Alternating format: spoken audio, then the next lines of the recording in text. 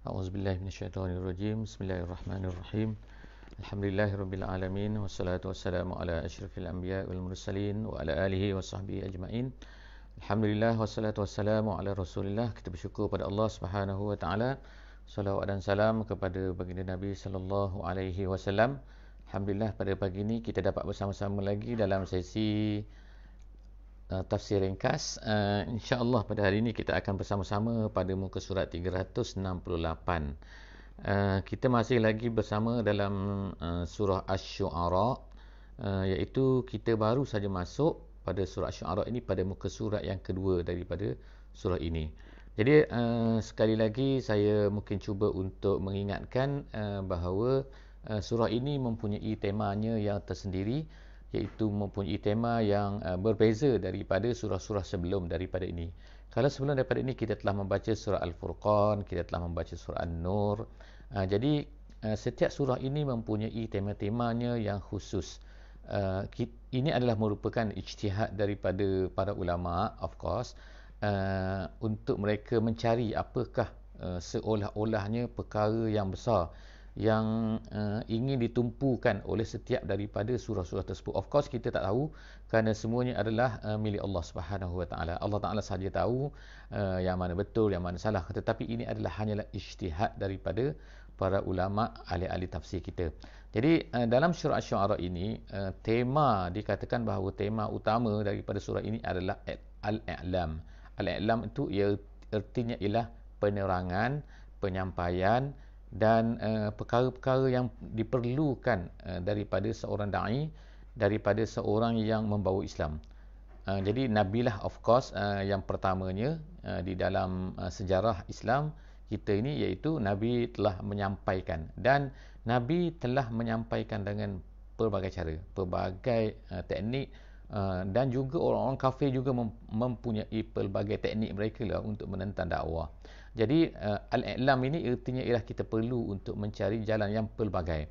Mungkin sesuai dengan keadaan kita sekarang ni, pada zaman kita ni dalam keadaan pergerakan yang terhad dan sebagainya, dan juga mempunyai banyak medium-medium yang boleh kita gunakan untuk menyampaikan Islam. Jadi sepatutnya kita mencari jalan. Jadi dalam surah ini dia menegaskan, memfokuskan tentang perkara ini dengan pelbagai penceritaan kisah Nabi Musa yang akan kita baca pada hari ini, dan juga lain-lain lagi kisah-kisah Nabi-Nabi yang menunjukkan bahawa mereka ini mempunyai pelbagai cara untuk menyampaikan dakwah, dan begitu juga orang-orang yang menentang dakwah ini mempunyai pelbagai cara untuk menentang Islam. Jadi kita tengok pada hari ini insya-Allah pada ayat yang ke-20 insya-Allah. A'udzubillahi minasyaitonirrajim. Qala fa'altuha idzan wa ana minadh-dhallin. Sadaqallahul azim. Ini sebenarnya ialah ayat yang kita baca pada kali ini, pada hari ini, adalah mengenai sambungan daripada cerita yang Allah Subhanahu taala beritahu kepada kita tentang perdebatan, iaitu dialog yang berlaku di antara Nabi Musa dan juga Firaun. Jadi apa yang telah kita baca sebelum daripada ini ialah Firaun ni telah mendakwa, telah membangkitkan bahawa hai Musa. Jadi sekarang ni ceritanya adalah berlega di sekitar dialog yang berlaku di antara Musa dan juga Nabi Musa AS dan juga Firaun. Apa yang dikatakan oleh Firaun ialah, yang pertama sekali sebelum daripada ni yang kita baca ialah Nabi Musa mengatakan, kamu dulu kami yang jaga, kamu dulu macam ni, kamu dulu macam ni, 30 tahun kamu ni bersama dengan kami. Kemudian Nabi Musa AS merasai takut. Kenapa? Kerana dulunya dia pernah membunuh seorang Kibti. Jadi di dalam ayat pada hari ini kita akan baca, iaitu berkenaan dengan sambungan daripada apa yang dikatakan oleh Firaun tersebut. Firaun kata, kau dulu bunuh orang macam ni, macam ni, macam ni. Jadi sekarang ni apa jawab Musa? Apa jawab Nabi Musa AS? Jadi jawab Nabi Musa AS ialah di sini, iaitu pada ayat yang ke-20. Qala, iaitu berkata Nabi Musa AS, fa'altuha idzan wa ana minadh-dhallin. Aku melakukannya. Jadi Nabi Musa mengakui bahawa dia pernah melakukan perkara tersebut, iaitu apa? Bukan membunuh actually, sebab dari segi tujuan Nabi Musa buat perkara tu sebelum daripada ini bukan tujuannya untuk membunuh. Tujuannya hanya untuk menghalang daripada orang tersebut melakukan kejahatan kepada seorang yang lain. Kemudian dia telah menumbuk, diceritakan dalam surah yang lain, kemudian tiba-tiba orang yang ditumbuk itu, iaitu Kibti itu, mati. Jadi sebenarnya pembunuhan yang dibuat oleh Nabi Musa tu, kita kata pembunuhan, bukan pembunuhan sebenarnya. Tindakan yang dibuat Nabi Musa itu adalah kerana ada sebabnya. Jadi sebab itulah disebutkan dalam ayat ni, qala fa'altuha, memang aku buat izan pada ketika itu, wa ana minadh dhallin. Aku pada ketika itu adalah daripada dhalin. Jadi dhalin ni kalau ikut terjemahannya ialah sesat. Tapi bukan maksud sesat di sini. Tapi maksud di sini ialah sebagaimana yang disebutkan oleh ramai ahli tafsir. Dia kata ialah dilakukan oleh Nabi Musa dalam keadaan dia tidak tahu. Tidak tahu apa? Jadi tidak tahu itu banyak pendapat. Ada yang mengatakan tidak tahu itu ialah sebenarnya dia bukan tujuan untuk membunuh, tapi tujuan hanya untuk menegah sahaja. Jadi itulah pendapat yang masyhur di kalangan ahli tafsir. Jadi apabila Nabi Musa AS telah mengakui, kemudian dia kata, aku buat, tapi bukan dengan sengaja. Aku buat bukan sebabnya aku memang nak bunuh dia. Kemudian fafarartu minkum lamma khiftukum fawahabali rabbi hukman waja'alani minal mursalin. Kemudian aku memang lari daripada kamu semua. Kerana apa? Kerana aku takut.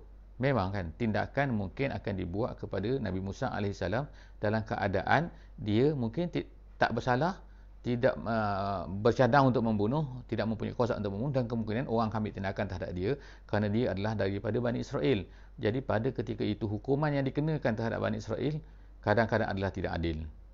Kerana suasana Bani Israel dianggap sebagai masyarakat kelas kedua di Mesir pada ketika itu. Jadi sebab itulah lamma khiftukum, kerana aku takut tu. Kemudian fahuhabali, bila aku lari, kemudian aku berada di tempat di sana, di luar daripada Mesir, kemudian aku mendapat petunjuk.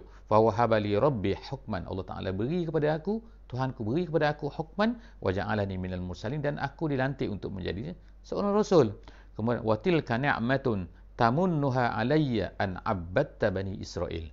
Iaitu kalau ikut terjemahan di sini sebagaimana yang diterjemahkan oleh Syekh Abdullah Muhammad Basmeh, dikatakan, dan budimu memeliharaku yang engkau bangkitkan itu adalah kerana engkau telah bertindak memperhambakan kaum Bani Israel.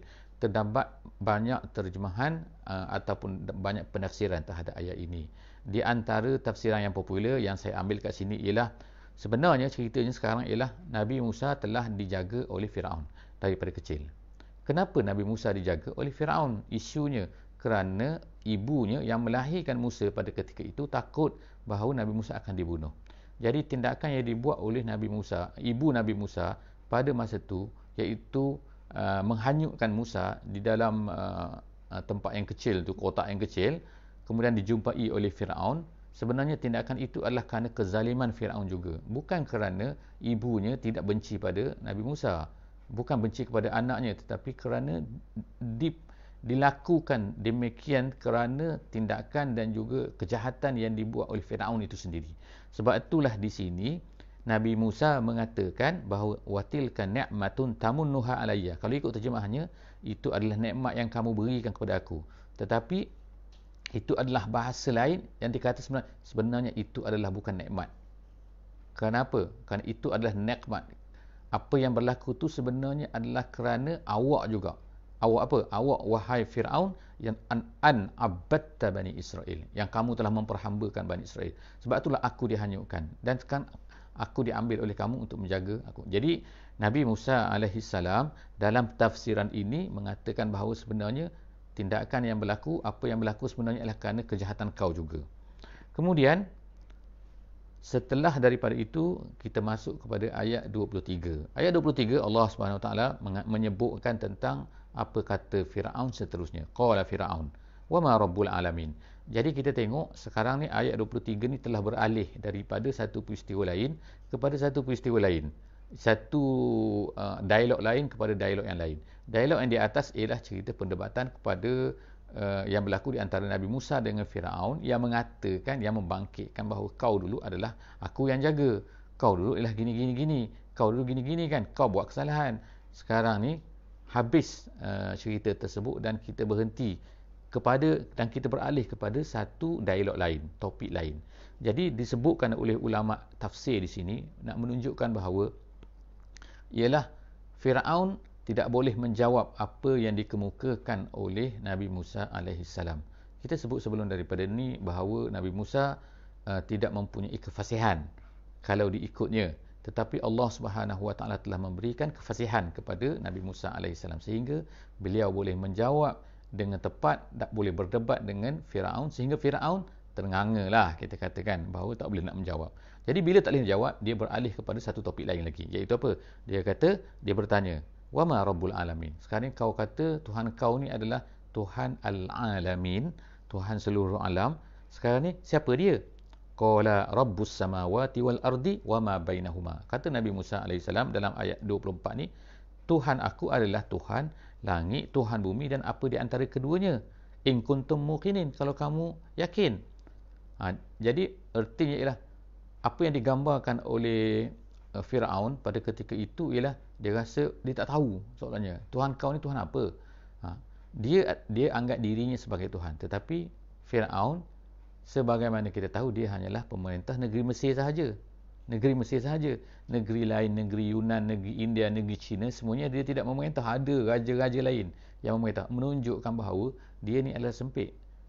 Dia dakwa dia sebagai Tuhan. Tapi pemerintahannya sendiri adalah sempit, iaitu hanya di negeri Mesir sahaja. So nampak tak perbezaan? Jadi sekarang ini perkara yang kedua, yang apabila Nabi Musa alaihissalam berkata, Tuhan aku bukan macam kau, seolah-olahnya begitu kan. Tuhan aku ni ialah Tuhan langit, Tuhan bumi dan apa di antara keduanya. Kau ni Tuhan apa? Hanya memerintah di Mesir sahaja. Kemudian in kuntum muqinin. Kemudian qala liman haulahu ala tastami'un. Itu adalah kata-kata Firaun pula. Firaun kata apa? Firaun kata qala, berkata Firaun liman haulahu, kepada orang-orang yang dikelilingnya. Jadi kita boleh anggap dialog di sini lah sekarang dia berpaling. Dia tengok. Macam itulah kan. Kita tengok. Ala tastami'un, dia kata. Kamu dengar tak? Kamu dengar tak? Macam itulah. Kamu dengar tak apa yang ni Musa ni cakap? Qala rabbukum wa rabbu abaikum al-awwalin. Nabi Musa dalam keadaan begitu terus menyambung cakap dia, menyambung dialog dia, menyambung kata-katanya. Dia kata apa? Rabbukum, Tuhan kamu semua, wa rabbu abaikum. Tuhan aku ni Tuhan kamu semua. Bukannya Firaun tu. Sebab apa? Dulu abaikum siapa? Firaun ni ada, Firaun ni tak ada. Masa ayah kamu, masa datuk kamu, masa nenek kamu dulu, moyang kamu, Firaun ni mana ada? Macam mana dia boleh jadi Tuhan kalau dia tak ada dulu? Sekarang dia baru ada, dia baru dilahirkan. Nampak tak? Jadi perdebatan ini mengganggu sebenarnya pemikiran kepada orang-orang yang... Jadi Firaun menjadi semakin takutlah. Kenapa? Kerana hujah-hujah Nabi Musa ni lebih mendalam lagi. Kemudian, jadi disebut situ kan, sebab tu disebut abaikumul awwalin. Bapa-bapa, nenek-nenek, datuk-datuk, moyang-moyang yang dulu-dulu. Kemudian, qala inna rasulakumul lazi ursila ilaikum la majnun. Sekarang perkara yang ketiga yang dikatakan oleh Firaun kepada Nabi Musa alaihissalam. So kita nampak peringkat satu, peringkat dua, bentuk-bentuk tuduhan, bentuk-bentuk dialog, bentuk-bentuk cara yang dikemukakan, hujah-hujah yang dikemukakan oleh orang-orang yang menentang Islam, orang-orang yang tak suka kepada Islam, orang yang tak suka kepada Rasul, orang yang tak suka, tak mahu terima mesej Islam ini. Mereka akan buat nombor satu, nombor dua dan ada jawapan-jawapannya. Jadi dialog-dialog ini menunjukkan kepada kita balik kepada tema yang kita katakan mengenai surah Asy-Syu'ara ini, iaitu apa? Penerangan. Iaitu bagaimana kita ni nak berdepan, bagaimana kita ni nak menyampaikan mesej Islam ni kepada manusia. Jadi dia berkata kat sini apa tindakan seterusnya yang dikatakan oleh Firaun. Apa dia? Dia kata qala inna rasulakumul lazi ursila ilaikum la majnun. Firaun berkata kepada orang-orangnya, sebenarnya rasul, inna rasulakum, rasul ni allazi ursila ilaikum, yang diutuskan pada kamu semua ni, dia kata la majnun. Dia ni gila. Jadi pula dia pergi pula kepada label, melabelkan pendakwah ni dengan gila. Kemudian seterusnya, ataupun pada masa sekarang mungkinlah label-label yang lain kan, gila ke, ataupun nak duit ke, ataupun materialistik ke, ataupun ada agenda tersembunyi lah, dan macam-macam lagi dikatakan kepada para pendakwah. Kemudian, tapi Nabi Musa alaihissalam terus berhujah, terus mengemukakan dakwahnya, iaitu qala rabbul masyriqi wal maghrib wa ma bainahuma. Tadi atas dan juga bawah. Sekarang masyriq dan juga maghrib wa ma bainahuma, dan di antara keduanya. Sekarang kita pergi, Nabi Musa terus mengemukakan iaitu dimensi yang kedua. Tadi dimensi atas, bawah dan tengah. Kemudian sekarang ni kiri, kanan dan tengah. So sekarang bila dah macam tu, habis dimensi. Dimensi atas, dimensi bawah, dimensi kanan, dimensi kiri. Iaitu masyriq, Tuhan aku ni, Tuhan kita semua sepatutnya adalah siapa? Iaitu Tuhan Allah, iaitu Al-Masyriq, Rabbul Masyriq, Tuhan Timur, wal Maghrib, dia memiliki barat, kemudian wama bainahuma, dan apa di antara keduanya. In kuntum ta'qilun, kalau kamu boleh berfikir. Jadi terus diajukan berfikir kan. Kemudian qala la in ittakhazta ilahan ghairi la aj'alannak minal masjunin.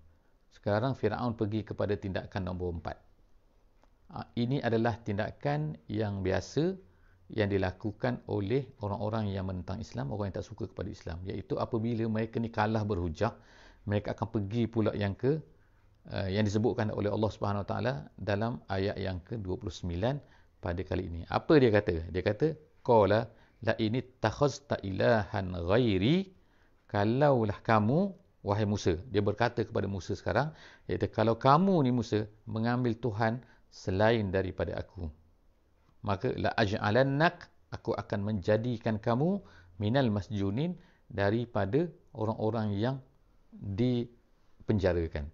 Jadi itu adalah kata-kata yang dikatakan oleh Firaun. Cuma ada ahli-ahli tafsir telah membincangkan tentang part yang terakhir daripada ayat ini, iaitu apa dikatakan oleh Firaun, aku akan la aj'alannak minal masjunin, aku akan jadikan kamu ini termasuk dalam orang-orang yang dipenjarakan.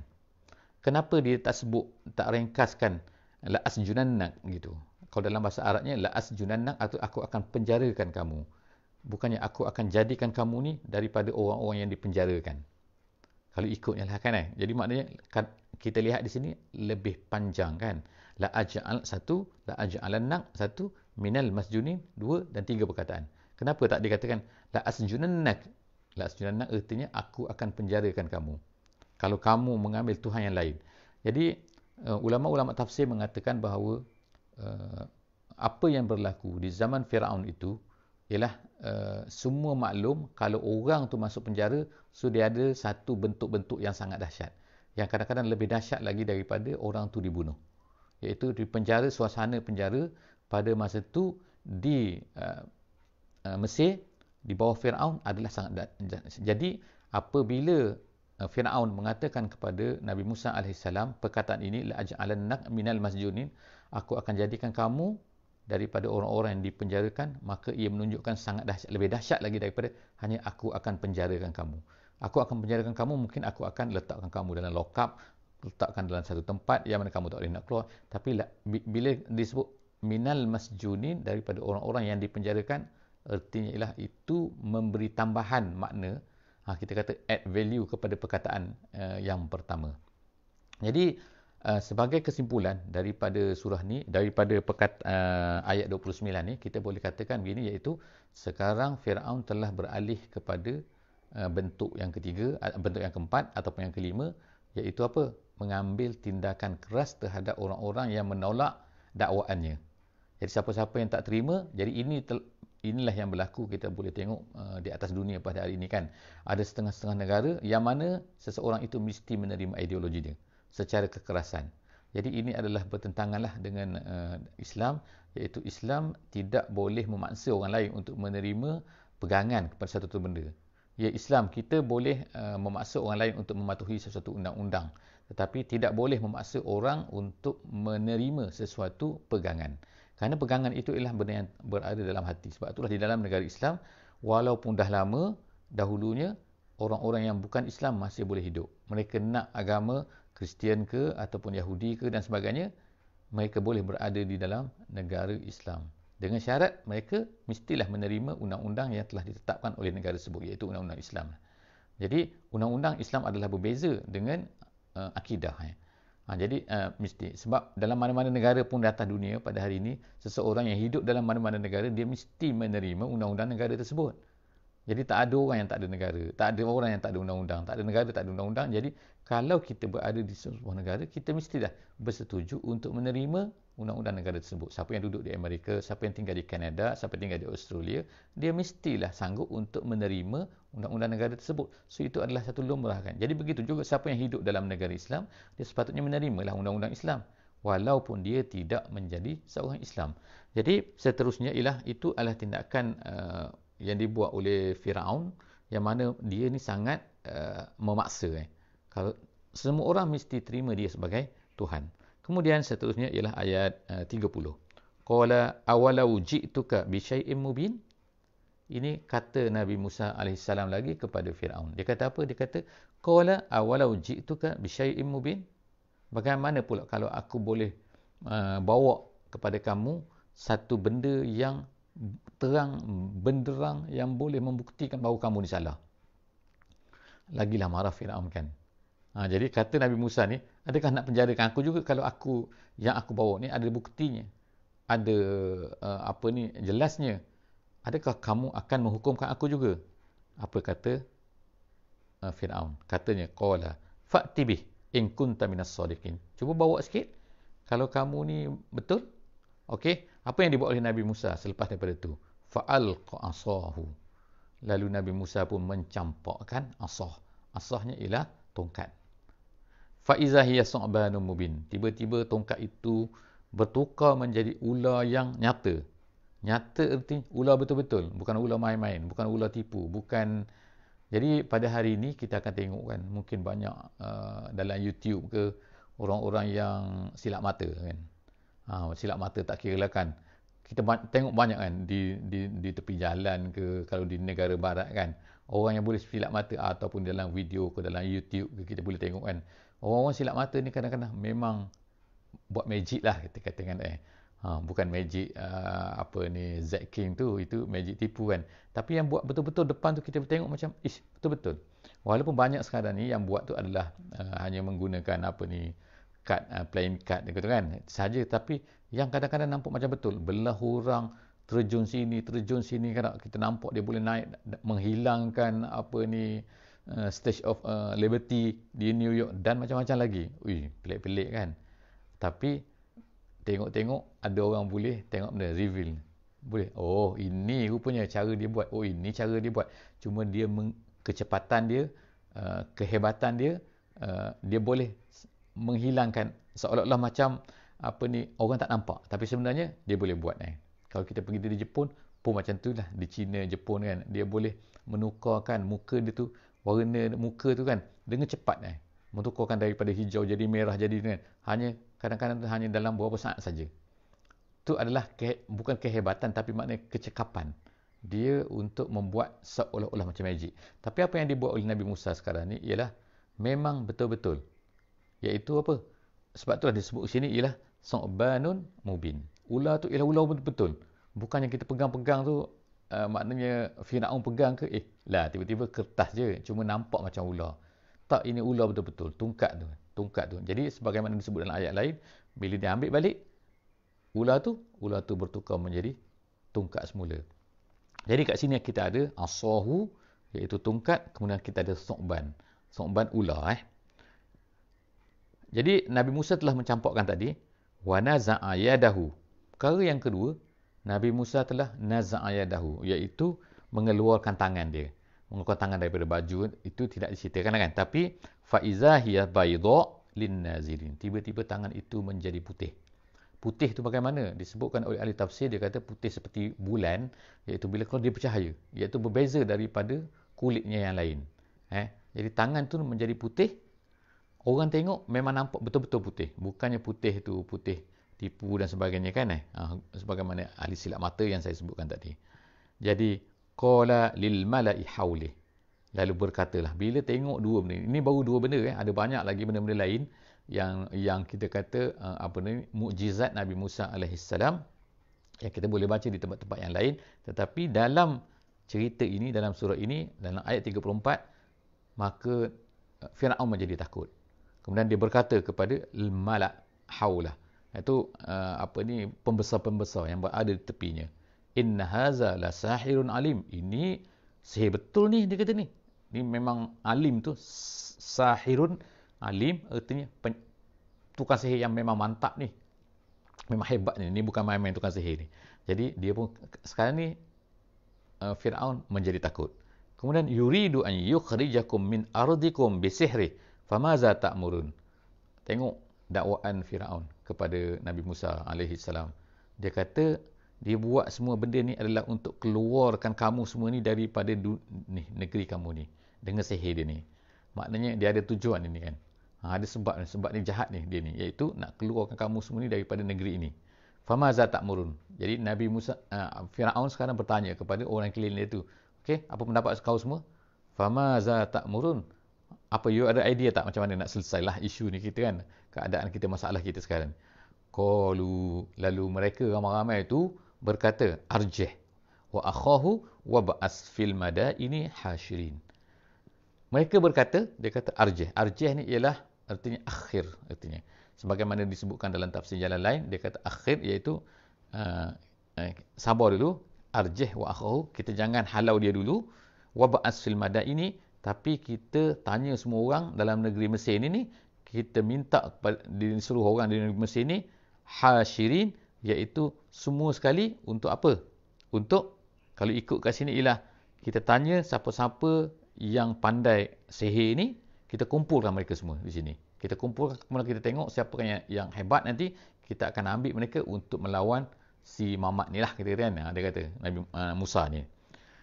Kemudian ya'tuka bikulli saharin alim. Daripada ramai-ramai itu kita akan ambil yang saharin alim. Kita ambil tukang-tukang sihir yang hebat, yang mantap kita nak lawan Musa. Jadi apa? Fajumi as-saharatu limiqati yaumin ma'lum. Lalu dikumpulkanlah tukang-tukang sihir itu. Maknanya idea daripada orang-orang yang berada keliling Firaun ni diterima oleh Firaun, lalu mereka pun mengumpulkan fajumi as-saharatu. Jadi menunjukkan kat sini Firaun pun sebenarnya dulu macam hebat sangat dia kan. Tapi sekarang tiba-tiba dah pening kepala dah dia. Sebab apa? Sebab tengok sihir Nabi Musa ni, dia pun dah pening lah. Tak boleh buat apalah. Jadi terpaksalah dia minta idea dari. Kalau ikutnya bukan main, tak main dia idea orang ni, dia main idea dia je kan. Jadi sekarang ni nampak suasana bahawa dia dalam keadaan dah gelabah. Jadi fajumi as-saharatu, lalu dikumpulkan limiqati yaumin ma'lum, pada hari yang dikatakan dalam ayat yang lain, di tempat yang lain dia kata hari ini adalah hari Aid ataupun hari Zinah, iaitu hari orang gembira lah, macam hari raya lah, gitu kan kalau kita sekarang ni. Waqila linnas hal antum mujtami'un, lalu dikatakan kepada manusia, hal antum mujtami'un, adakah kamu akan berkumpul? Jadi sebenarnya hal di sini ialah bukan pertanyaan sebagaimana ahli tafsir kata, tapi hal di sini adalah suruhan. Jadi hal suruhan maknanya, kenapa kamu tak berkumpul? Macam itulah. Maknanya suruh berkumpul lah tu. Jadi dikatakan kepada manusia, hey, berkumpul. Semua. Kenapa kamu tak berkumpul ni? Jadi tiba-tiba sekarang kita berhenti pada ayat 39. Apa cerita selanjutnya yang berlaku? Kita dengar insya-Allah dalam sesi yang akan datang, untuk kita tengok cerita seterusnya apa yang berlaku di antara Nabi Musa dan juga Firaun di dalam dalam surah Asy-Syu'ara ini. InsyaAllah setakat itu saja kita pada kali ini. Aqulu qawli hadza wa astaghfirullahal azim li wa lakum. Wassalamualaikum warahmatullahi wabarakatuh.